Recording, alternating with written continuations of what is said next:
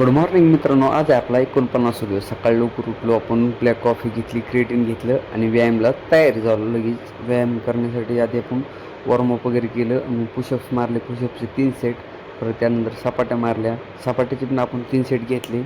सपाटीचे 3 set मारून झाल्यानंतर dips मारून जोर मारून झाल्यानंतर आपला व्यायाम संपला. त्यानंतर आपण स्क्वॉट वगैरे मारले, स्क्वॉटचे पण 3 सेट मारले. त्यानंतर आपण बॉडी स्ट्रेचिंग केली. मग त्यानंतर आपण असा फोटो काढला. त्यानंतर आपण आंघोळ केली आणि लगेच नाश्ता केला.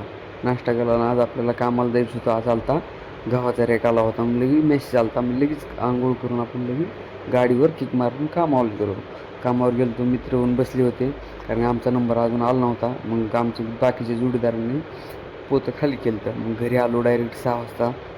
घरी आल्यावर आपण घेतलं लिंबू पाणी. लय ऊन आहे आमच्या इकडं, त्यामुळे लिंबू पाणी आलेलं पेलो. कानापिन सांगत होता दिवसभरात त्याला कोणी काय मारलं वगैरे काय, पापड करताना त्यांनी कोणाला त्रास दिला. मग त्याचे ऐकलं सगळं. मग त्यानंतर आपण मग आंघोळ केली आणि त्यानंतर आपण पुस्तक वाचायला बसलो. पुस्तकाचे आज आपण 10 पेज वाचले.